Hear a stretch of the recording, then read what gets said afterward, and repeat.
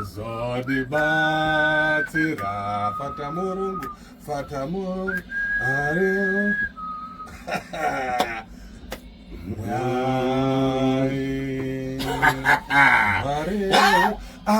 kakakombozwa kakagadzirwa 1990 kana usingazive madates makamira kaniti memory mari mazhira ari kufamba na Father Frederick Mabiri. Okay. Pakaita accident fata pana Ruya. Ndo pakakomboza kambaka Father Mabiri.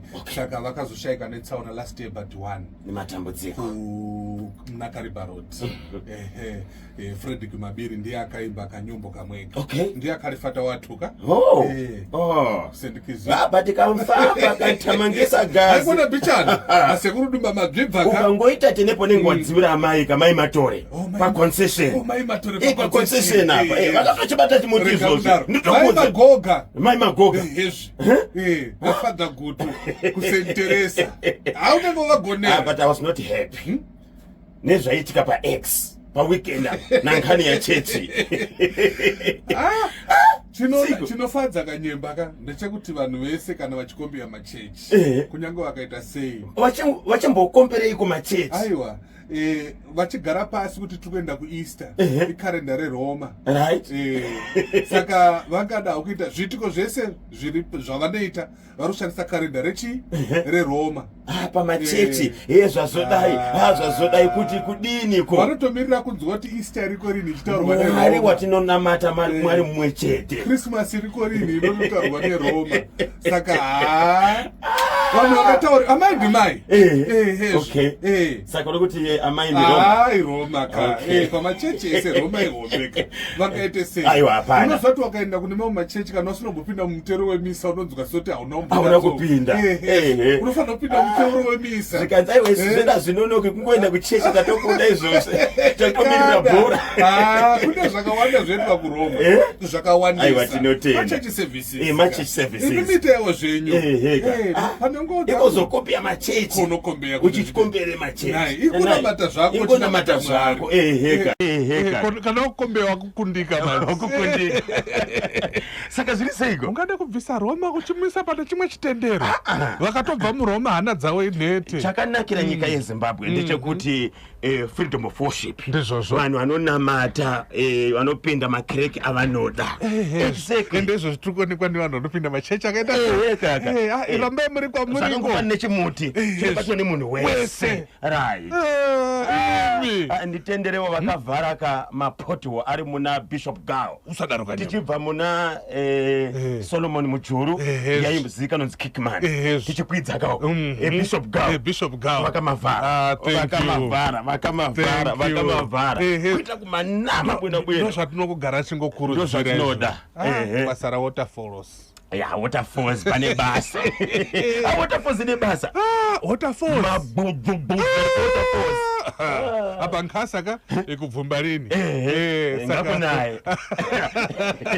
Mvura inobva inopinda mumapothole. Ndakaona Farao Mr. Tichagarika anomboenda kwata uya kuUplands. Akatozochinja mota. Boza anga arufamba nekalambo ka. Akazochinja mota. Pakaipa.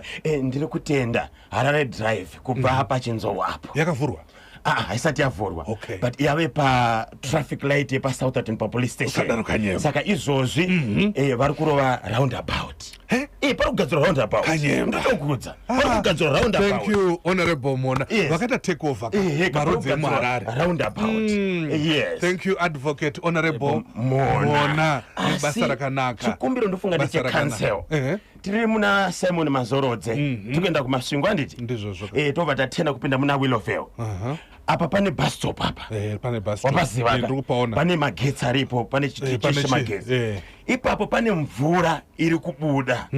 yes iri kutevera road. Okay. Handizive kuti isuwa here kana but iri kununga. Iri kununga ni suwa. Ni isuwa. Mazuano kakuna mvura retreated. Saka iri kutevera road. Okay. Saka unoziva ka ni udyu unenge uri mumvura iyeya. Uswa wacho uri mu road wabva wareba kudai. Oh yeah. Unenge chiwana kuliya kwakadai. Sapatina yakadaka. Saka ndofunga icancel. Endai munogadzirisa dambudziko racho riri paya. Mvura iri kuyerera pamwe chete nekucheka uswa hwacho. Kanzoride matractor. Mazado plazandi kune tuya tunenge kakabereka kanenge kakasungirira. Nani nako gaya vaona nemukufamba. Zvakafanana izvozvi pari kugara pakaita tsaona apa paservice station uchitenda kuenda Machikwana. Pane huswa kapo. Uripo wakareba. Manje kana uchibva ukaone mumwe arida utena. Iye wacho anenge achida utena wasikuona ari kubva uko. Uchida kupinda munjira kanyemba unotopinda uchita se uchibokola kusonzokera. Aiwa atotenda nebasa rakanaka riri kubatwa. Yes, chokwadi. Asi ndofunga iyo treated water iri kubuda pana Coventry.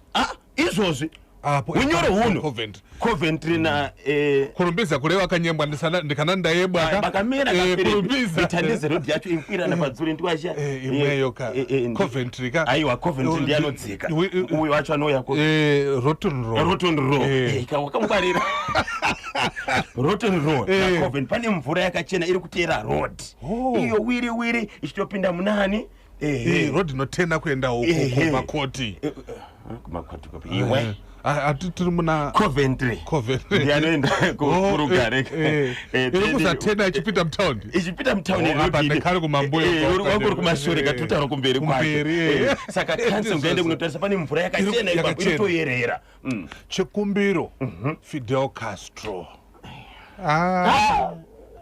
kanzo Fidel Castro mvura iri kubva kupi kweyoyo yari kuenda atikuziva uyu ndi Harare Street Harare ndikaguve pana Harare pana Kaguve mbuya nehanda pana mbuya nehanda pana Chinoi iri kuenda iri kubva muna Fidel Castro kai ichizopinda nepamarket square uye ndi mbuya nehanda mbuya pane mvura ipo paya zita rakapuwa rodhi iyaya ihombe zita but manje unoona kuti kutangira paari kupinda muna Fidel Castro achienda kunopinda muna Robert Mugabe iye mbuya nehanda madindi alipompo kanyemba chikumbiro kuwa kanzuri Harare dai wari maona nokugadzira ka road inonzi Fidel Castro ngavatange vagadzira pombi dzesuwa dzakaputika ipapo pakunwa zvingaiti ndo dziri kukonzeresa kuti paite makomba saka kana even wakada kuenda novhara makomba acho pane pombi dzaita sei dzakakanganisika pasi uri kunzwa kuti anzi kana rapisa kudai so korera kuri